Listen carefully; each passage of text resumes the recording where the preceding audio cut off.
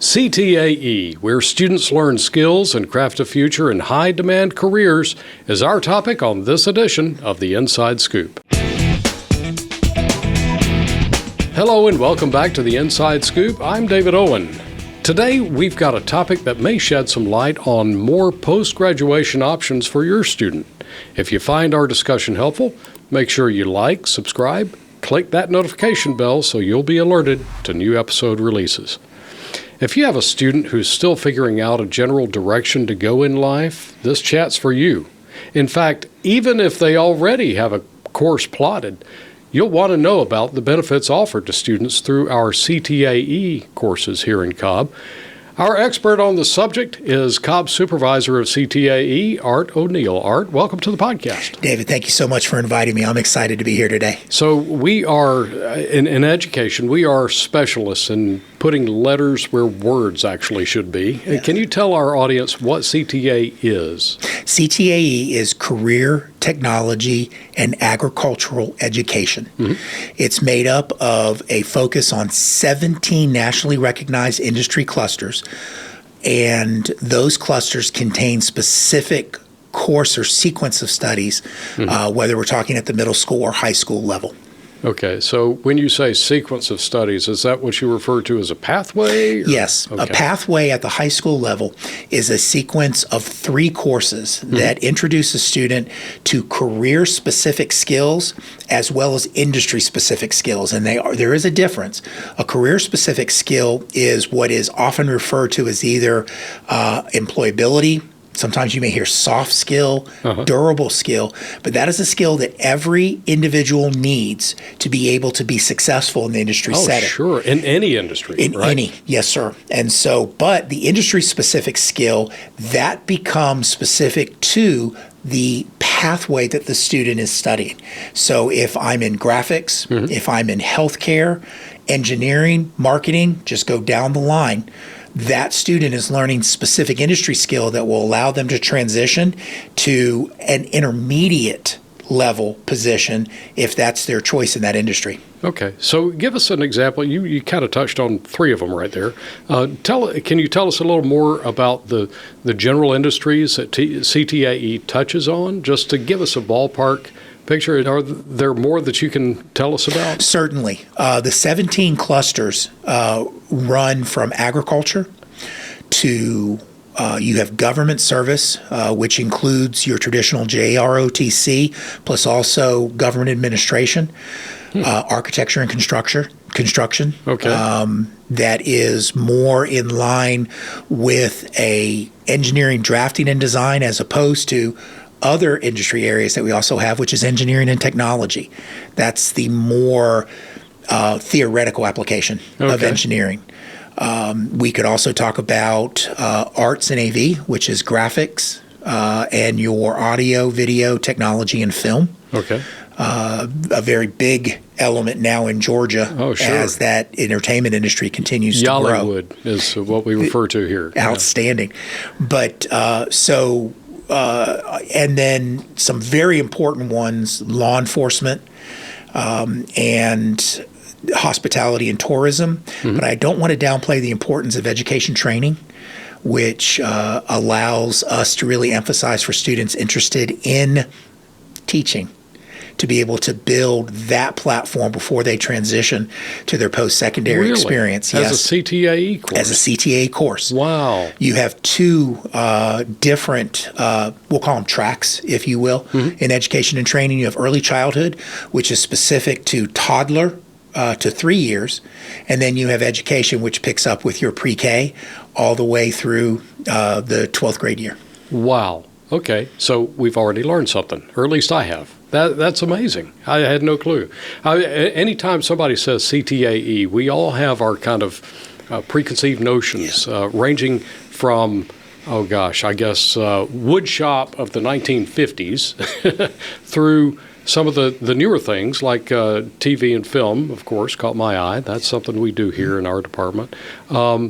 So what are the ultimate benefits of a student taking CTAE courses? Can you give us an idea of why a parent and or a student would be motivated to move toward taking CTAE courses? Well, there are several. And we could, as we go into the weeds and talk potentially about being able to support my transition to post-secondary study, but I think the most important element of career education is that it provides that student that has an interest, an aptitude, or even a passion for a particular area to accelerate their development, to be able to not only experience that skill-specific opportunity, but also then transition to the industry where they're able to work and gain experience while still in high school to be able to determine, do I really want to do this? What is the right time for parents to start paying attention to CTAE opportunities? I would argue kindergarten. Kindergarten. Okay. I was expecting a sixth grade answer. Well, the reason that I say elementary level is because that is when Cobb starts to provide students and parents with an inventory of a student's interest, their aptitude, and we realize skill continues to grow well beyond the K-5 setting. But that's where the parent can see what the student's talent and skills inclination leans towards as it relates to potential program exploratory at their middle school. And then from the middle school level, obviously, as I'm about to make that transition from fifth to sixth, it's going to be important for the parent to make sure that the student's program exploratory is part of their special schedule, because you know that the student is going to be doing the health, personal fitness. Many students are going to be doing the fine arts band application, which is amazing. And then you have students that are focused on accelerated core content areas such as a world language or mathematics and science. So within that, if the student has a particular interest in an industry area, they'll be able to also look at incorporating that into their schedule. And then that sets the transition into high school. Yeah. I mean, the options are actually kind of mind-boggling when you think of all the combinations of them.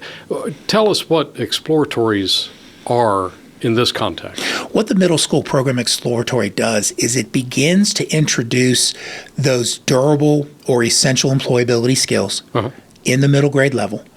It allows the student to begin to create their career portfolio.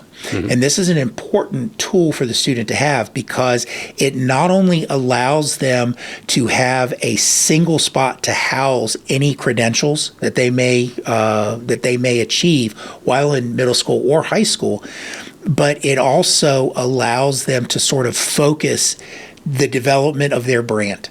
My resume, my summary of who I am and what I want to be, those type of things.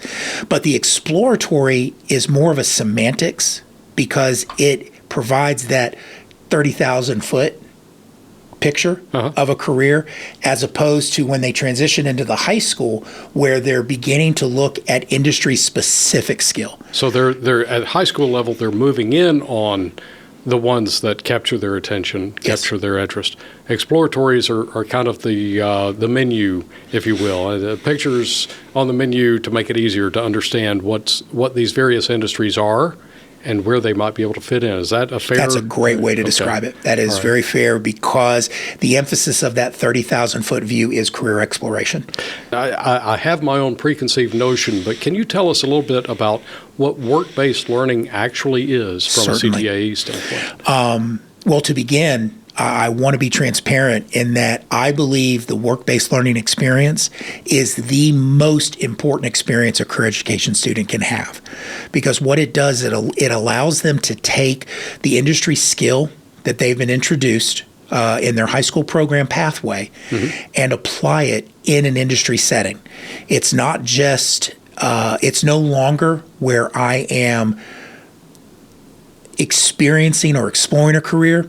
I have now stepped into that industry. I've stepped into that career floor in a manufacturing plant, in a hospital, in a graphics house.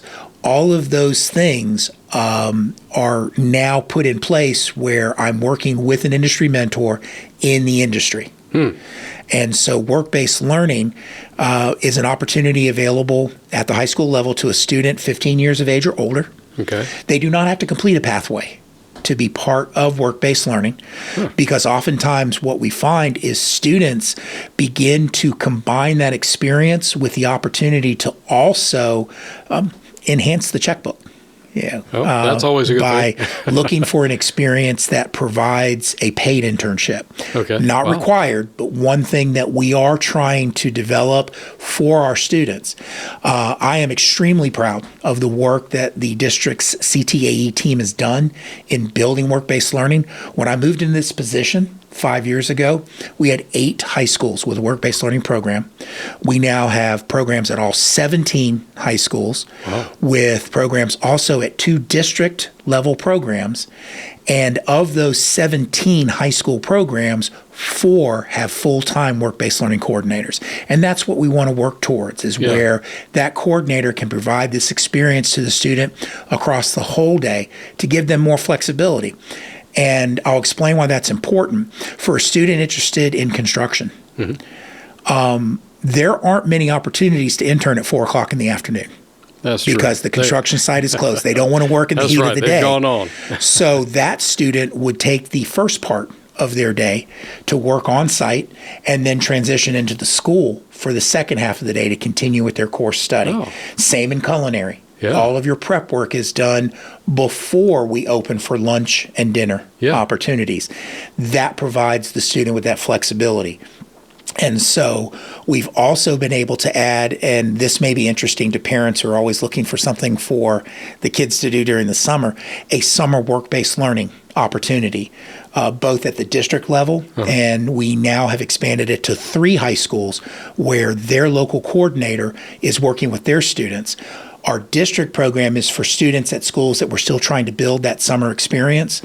It does not stop a student who's interested in participating in the summer work-based learning from being a part of it, because we have a district coordinator that works with that set of students.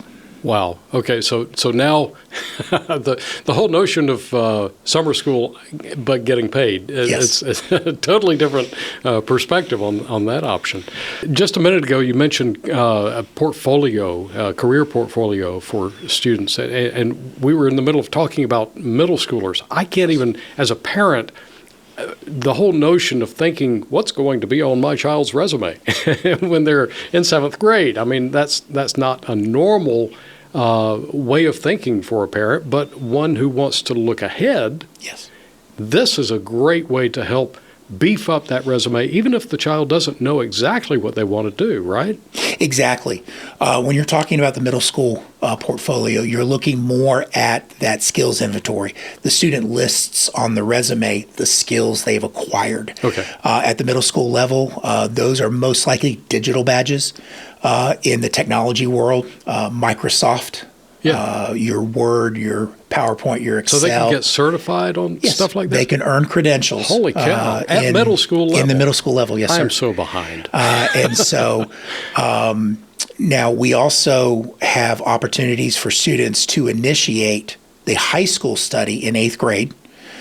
You see that in areas mostly in engineering and business programs. And that's where you might see that resume start to take a little bit more definition. But for the 6th grader, it emphasizes what experiences I've had. There is an opportunity for the student to participate in a career technical student organization, CTSO for short, in any of our career areas.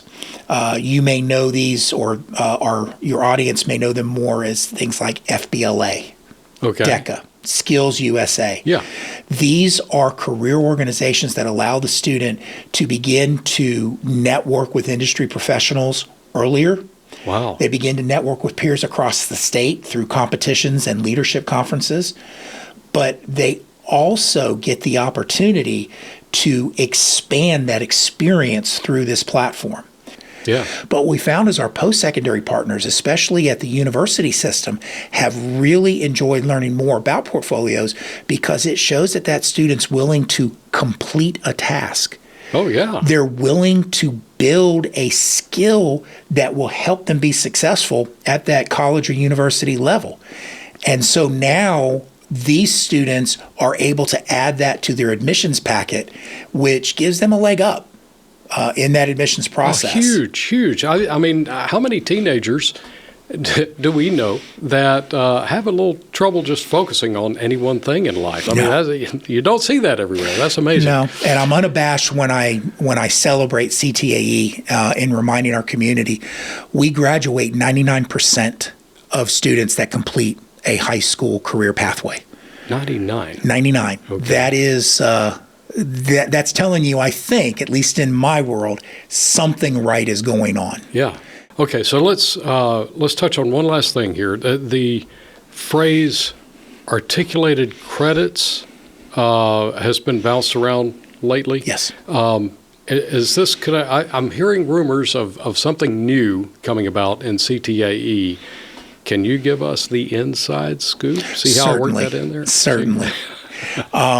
When you talk about articulated credits, that's one of three ways that a student can accelerate their high school experience to complete and then move on to the post-secondary setting. Okay. Articulated credits are part of a agreement or a partnership between the local school district and the career technical college or the Department of Education and the Technical College System of Georgia. Okay, so the first example of that would have been what, Chat Tech? Yes, Chattahoochee Technical is Cobb's partner, partner technical college. And then the Technical System of Georgia would be? Any technical college across the state. Like Georgia Tech? No, that is a University of System school.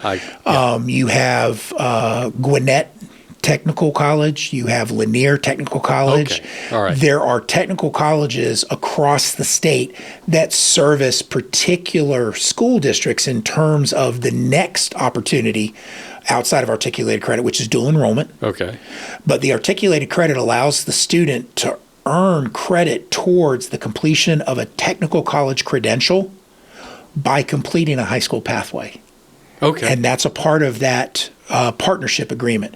So the student is able to enter the school, retrieve those credentials, and start further along in the program, which gives them more flexibility to potentially use open scheduling opportunities for their core area to earn an associate's at the end of 2 years.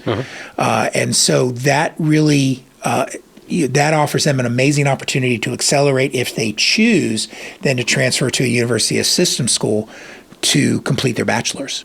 It's similar actually to a dual enrollment scenario, right? Very. But the difference is you are, the student is doing their coursework in a Cobb school. Yes. And then once they graduate from Cobb schools and go to one of these technical schools, then assuming they're accepted there, they can receive credit for work they've already done applied toward their technical degree. That is correct? Yes. Okay, so you're talking about saving money here. Without question. And I don't know a parent that isn't excited about that. I wanted to make sure that I understood that right. The biggest difference when you bring up dual enrollment is dual enrollment offers the student an opportunity to take that experience to the college while still in high school. Right. So that's the biggest difference is the students experiencing that college level. And when they complete the technical college course, they then receive high school credit. Okay. So it allows them to continue on their path towards graduation. But at the end game, they're in the same position. Okay. They're able to accelerate that course of study if they choose to matriculate to the technical college. How do you distinguish between a CETA and CTAE programs that are in all of the high schools? The difference is in their similarity. Both have a platform in career education.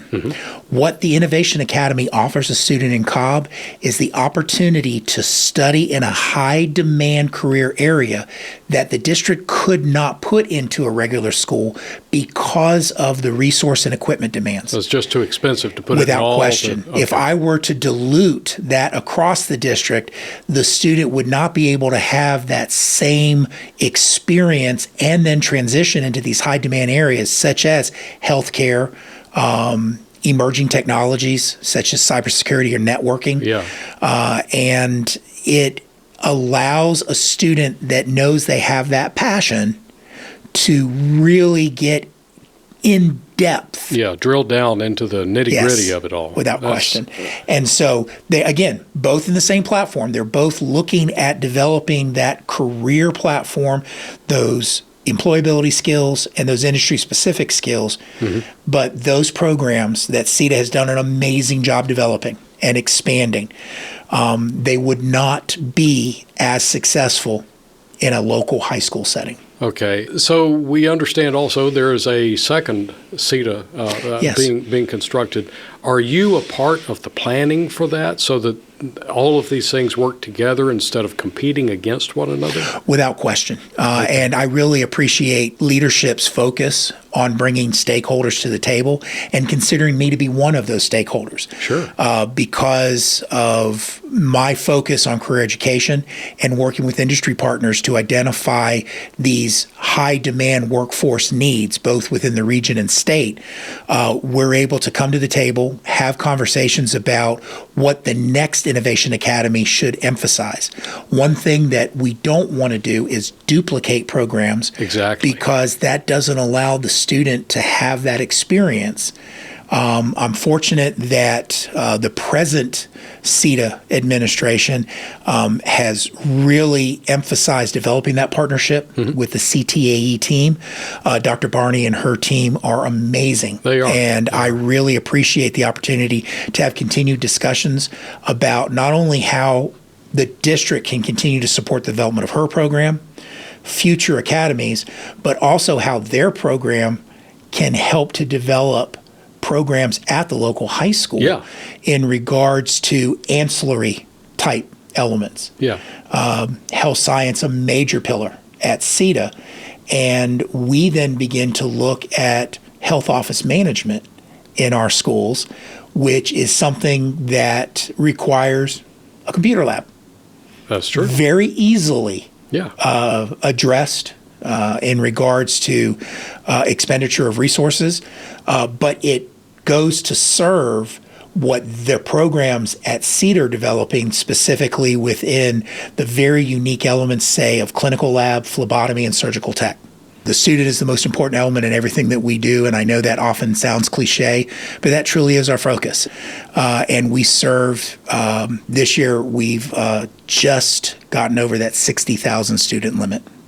Wow. Yeah. So we're very excited about the growth of career education because you said earlier, this is not your grandfather's VOTEC. This is an academically rigorous and important course of study for students to be able to have. Well, Art, thank you so much. This is, I've learned a lot, and I'm sure parents who have students that are of the age to consider, and I guess that would be kindergarten on up. K-12, yes, sir. Yeah, that sounds like this is something really informative that they can learn a lot from and have a better idea of how to guide their student in their future endeavors, finding their sweet spot of education, so to speak. So thanks again. And I thank you for inviting me. This has been awesome.